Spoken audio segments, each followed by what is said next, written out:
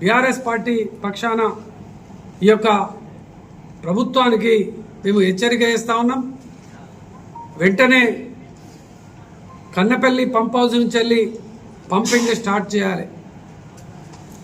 ఈ వరదలు గోదావరి నుండి వచ్చేటువంటి వరదలను సుందిల్లా బ్యారేజ్, అన్నారం బ్యారేజ్ దగ్గర తప్పకుండా ఆపి సముద్రాన్ని తలపించేటువంటి విధంగా గోదావరిని 365 రోజులు నిండు కుండలాగా ఉండేటువంటి విధంగా చేయాలని మేము ఈ సందర్భంగా డిమాండ్ చేస్తూ, ఈ కార్యాచరణ ఈ ప్రభుత్వం, ఈ పార్టీ కాంగ్రెస్ పార్టీ తీసుకోకపోతే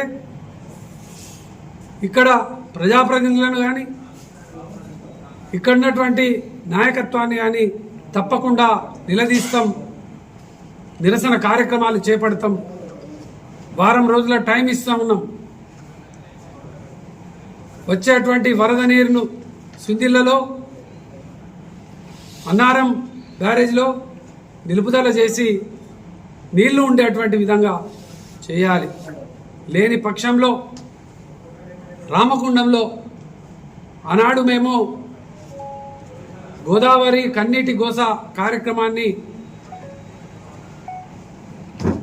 చేసినప్పుడే, పాదయాత్ర చేసినప్పుడే ప్రకటించినాం. ఈ నీళ్ల కోసం పోరాటాలు చేసేటువంటి పరిస్థితి వచ్చింది.